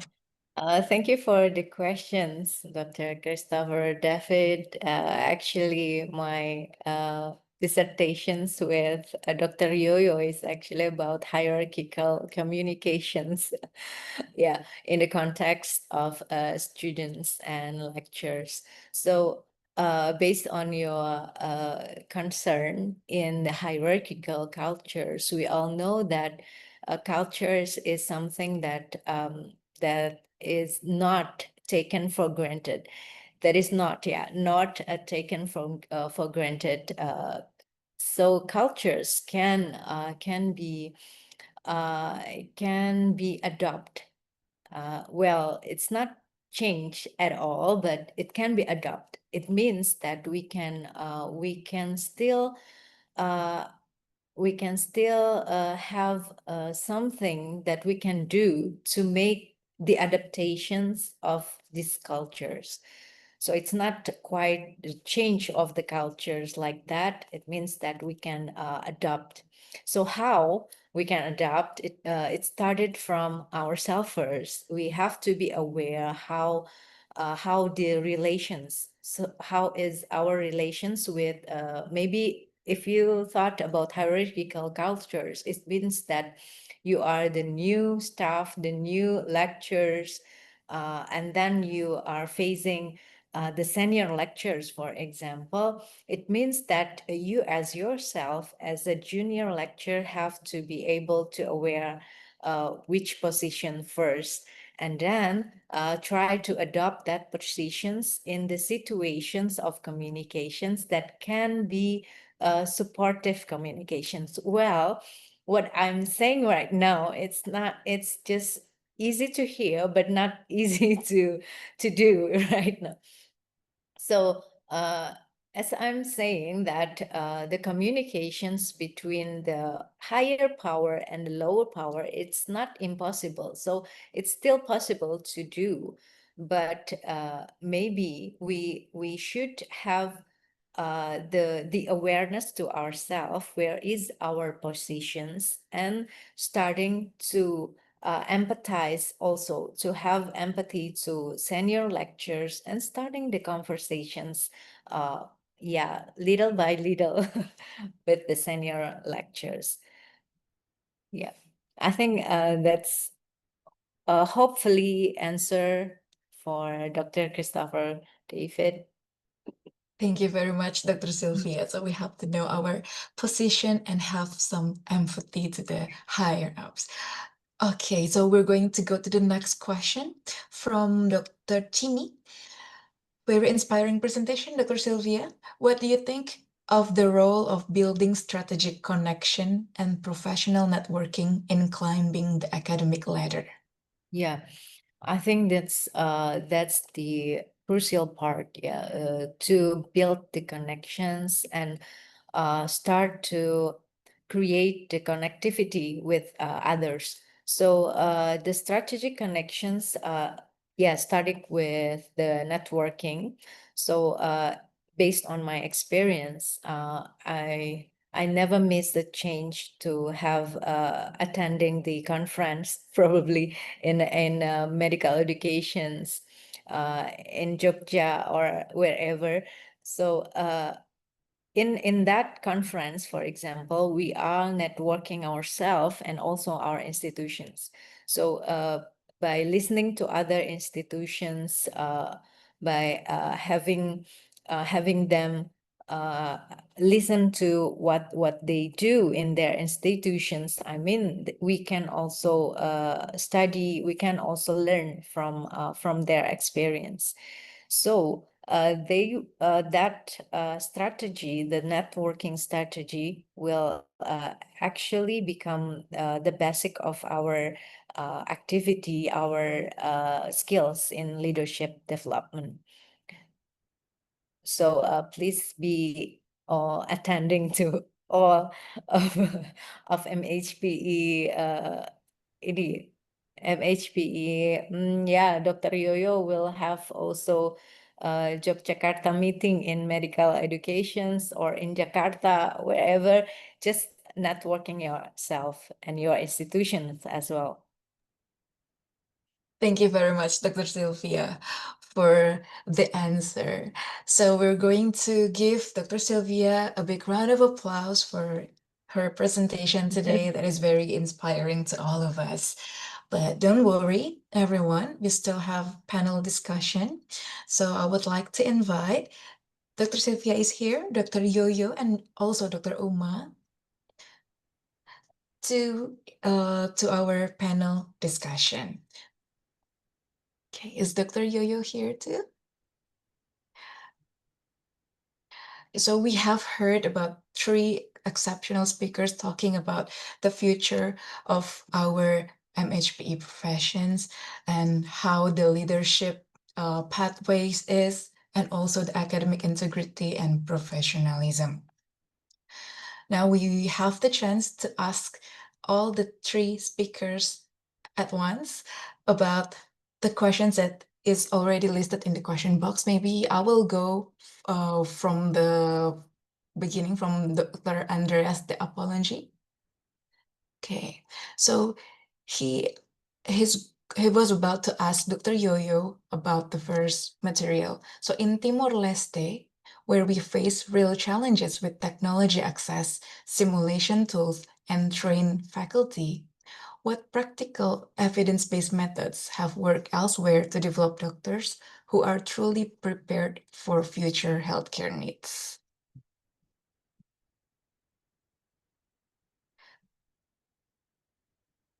Is Dr. Yoyo here with us? I don't think so. Oh, maybe there's a technical problem. Yeah. Maybe Dr. Sylvia or Dr. Uma has some thoughts about this, because we know that we all face real challenges, not only in Timor-Leste, but maybe in some part of Indonesia. So what practical or evidence-based methods that have worked elsewhere to develop doctors who are truly prepared for future healthcare needs? Yoyo has joined, Dr. Patricia. Oh, okay. Okay, hello, Dr. Yoyo. Hello, hello. Any question? Yeah, so we have begin our panel discussion. So there's one question for you from Dr. Andreas de Apolongi. So in Timor-Leste, we face real challenges with technology access, simulation tools, and trained faculty. What evidence-based methods that have worked elsewhere to develop doctors who are truly prepared for future healthcare needs? Can I read in chat? Okay, sure. I have pasted the questions in the chat box.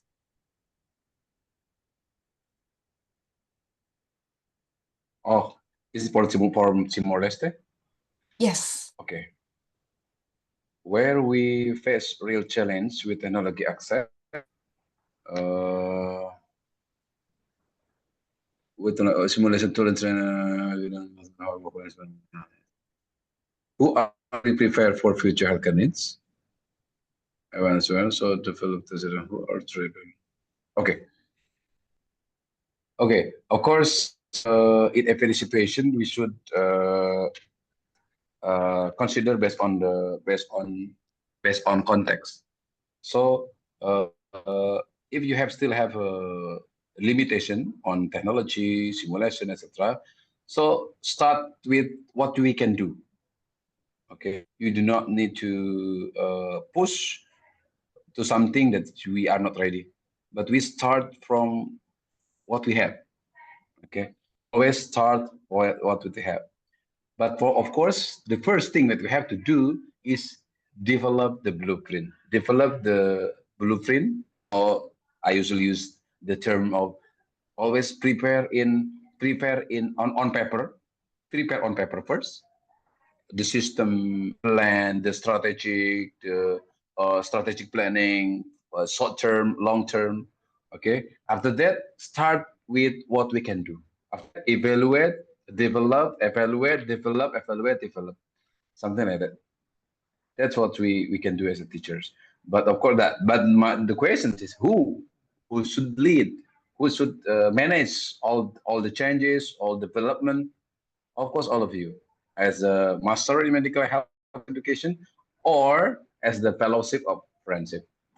Okay, that's why if you're not joined yet, both master or friendship, just join with the master or friendship program.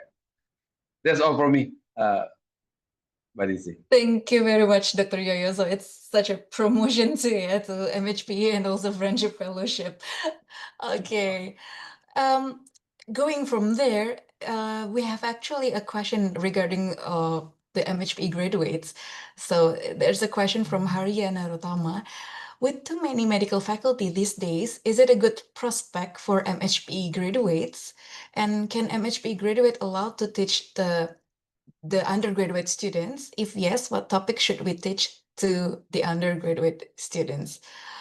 Maybe as the alumni of MHPE in Gajah Mada University, Dr. Sylvia or Dr. Uma can answer this question. Perhaps Dr. Sylvie first. Okay. Okay, thank you. Well, in my experience, for undergraduate, I'm actually having the block of the learning skills block. So we are on it. So in the first, facilitating the student adaptation from the high school and to the medical learning. You in your institutions, you can create one of the adaptations block called a learning skills block. In my institutions, there is a first block, and then we continue to develop our learning skills during their before they go to the pathologic theme of the block. So yes, as the MHPE graduated, we also have the content, the important content actually to deliver to our students in undergraduate. And for the second questions, is it also with the many new medical faculty, is it a good prospect for MHPE graduated? From my point of view, of course, and not only prospect, but also the place for all of us to learn and to experience each other's. I think that's maybe Dr. Uma can add, or Dr. Yoyo. Okay, just a little bit addition. That's what we could teach undergraduate program. That is it also same in my institution with Dr. Sylvie experience that we like learning skill course about how student learn in a medical faculty, and also we have like professional how to be professional doctor in my institution. So we could teach student in this topic. In the other course, we also like as medical educator, we also teach how student could apply a good clinical reasoning, something like that. Is it in clinical course, not in basic science course, but in clinical phase in profession, we also could this one. How we could like a pattern of when we making a clinical decision or something like that. But is it truly theoretically? But if is it very good if you are a specialist or and also medical educator if you want to teach in medical profession, not in undergraduate student only. And the other question is that is it very prospective to be a medical educator in Indonesia? Because is it the ideal in each institution at least 5 medical educator? So if the president said that it would be 300 medical faculty, so is it need around 1,500, Dr. Sylvia? So It's a very perspective to be medical educator or health educator. But the other thing is, usually a medical educator is also the core person in your institution, because you are the power or the motor in your institution. Without of you, the curriculum, assessment, staff development, and another policy in your institution will not run well. So you are very recommended to being a medical educator. Thank you very much, Dr. Uma and Dr. Sylvie. So for those of you who are not an MHPE yet, feel free to apply in Gajah Mada University. Okay, next question will be from Dr. Daniel from the question box. A lecturer's high functional position does not automatically mean they have leadership qualities. There is a gap. There are many problems related social interaction and etc. What do you think about this phrase, about this opinion? What is your opinion about this? Thank you, Dr. Daniel. I totally agree with this because it doesn't mean automatically the person who has a functional position can be a leader, because we know that from my reflections also, the leaderships is actually developed from ourselves first. So when we everyone can be a leader, but not in a leadership. So everyone can be a leader. It means that leading actually have the greater power of others, and then power means that you can give the directions to other people. That's the definitions of power. So everyone can be a leader actually, but not everyone can develop their leadership skills. So it means that leadership skills is some kind of form of social skills that should be developed, and it needs a process. So I also agree to have the leadership skills. We should be able to develop and try to learn from our social interactions with everyone, with our students, with other teachers, with other colleges. I think from the social interactions, we should reflect and try to develop our skills. So I think that's my opinion. It's a cycle, some form of in my presentations before. Thank you, Dr. Patricia. Thank you very much, Dr. Sylvia. Very inspiring. Okay, we were going to go to the next question from Dr. Rizky Indah. Given the current situation and challenges, as previously mentioned by Dr. Yoyo, are there any suggestions for effective programs to support professional identity formation for undergraduate medical students? I guess this question is for Dr. Uma. And if Dr. Yoyo and Dr. Sylvia has some thoughts about it, you are all welcome to answer too. You are welcome, Dr. Uma, to answer the question. This is a very good question, Dr. Rizky Indah. Thank you.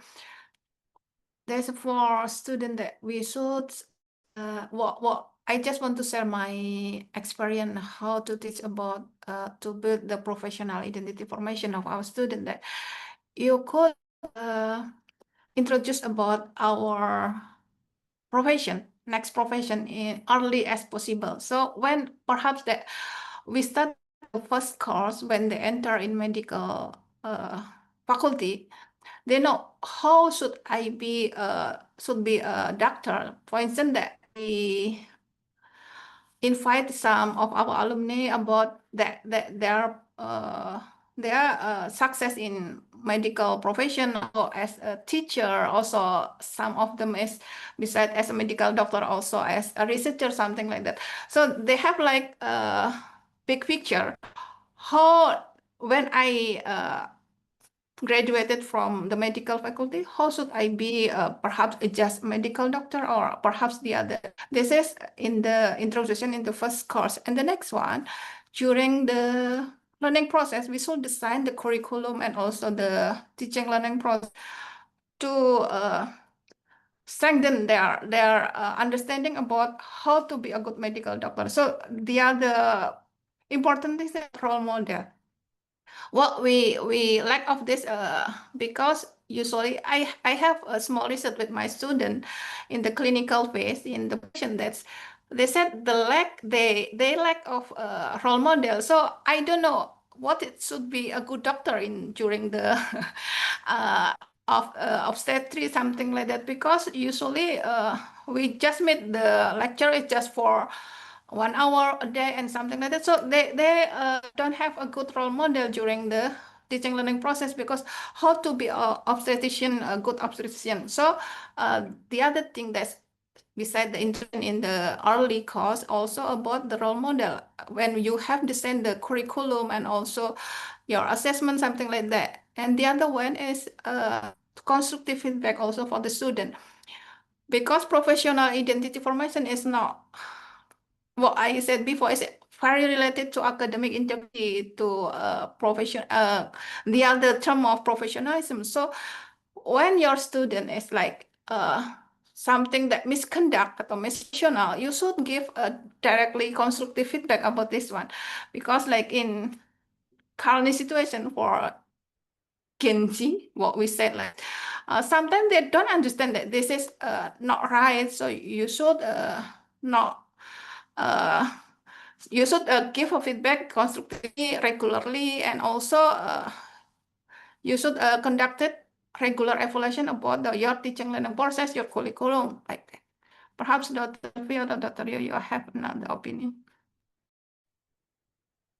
Thank you, Dr. Uma. If Dr. Sylvia or Dr. Yo have other opinions, you are all welcome. Yes, maybe Dr. Yoyo first. Okay, I think I have example for to answer this question. We in our medical school, I lead what we call it as a dignified education or pendidikan bermartabat. It's actually that's the how we make a grand design for professional identity form, and because based on that that guidance, we make something like a detailed program to achieve what we call it dignified medical education or pendidikan bermartabat, something like that. So yeah, so back to the basic, same that we have to design on paper and then do it, implement it step by step, and then the key is have to be should be there is a person or team who taking care of the design and development until implementation, until evaluation, until improvement, something like that. That's why all are very important in your medical or medical and health professional education institution. That's my comment, Basil. Thank you, Dr. Yoyo. Dr. Sylvia, you may add your opinion. Maybe a bit. I'm adding some self-reflection moment. Yeah, because in professional identity formation, student needs their space to reflect the situations they've been observed. For example, in clinical, they observing how their roles, how they teachers to do some interaction with the patient, for example. So I think we can add the concept of experiential learning by facilitating students to reflect from their experience through the phase of educations. It can be done in undergraduate, for example, by video-based reflections, and also in clinical situation, of course. Yeah, I think that's for me. Thank you very much, Dr. Sylvia, Dr. Uma, and also Dr. Yoyo for a very enlightening discussion. So this is the end of our panel discussion. So please give a big round of applause to our three exceptional speakers for giving us a lot of new insights today. Your collective expertise has provided a comprehensive and inspiring view for the future of our field. On behalf of everyone, I would like to extend our sincerest gratitude to our speakers for your insights and dedications. I would like also to thank our wonderful audience, all the MHPE students, our future MHPE students, alumni, friendship fellows, lecturers, and all the health profession practitioners for your active participation and for being the future of medical and health professions education. And for your information, this webinar is being held to mark the start of the new MHPE academic year of 2025-2026. So welcome to all the new students. And to everyone who have been inspired by today's discussion on leadership, integrity, and the future of our profession, I would like to draw your attention to a remarkable opportunity to join us in Faimer Friendship. So Faimer Regional Institute of Indonesia for Educational Development and Leadership, or we can call it Friendship, is a program dedicated to cultivating the very leadership qualities we've explored today. And if you are passionate about making a significant impact, being the agent of change, developing your skills in health profession education, we highly encourage you to learn more about Friendship Program, and you can apply it now. So, and don't worry, all the materials will be shared by the committee along with the e-certificate. Before we end the webinar, let's capture this moment together through a group picture on Zoom. So I will invite everyone to turn the cameras on so we can see each other's beautiful faces. And let's take a picture together. Maybe I will ask for the help of the committee to screen capture the moment. Okay. Okay, thank you, Mbak Aan. From the first slide. 3, Cheese. 2, 1. Okay, The next slide. next slide. Okay. 3, 2, 1. The last. Okay, thank you. Thank you very much, Dr. Aan. So please give a big hand to all of us here. Thank you very much for Thank your you all. participation. Thank Thank you. you. See you another webinar. See you next See you. one. Thank you. Thank you once again for joining, and we Thank you, wish you a DC. very good Thank you, Mbak afternoon. Sylvie. Thank you, Thank Bu you, Uma. Mbak Uma, Dr. Titi. Thank you all.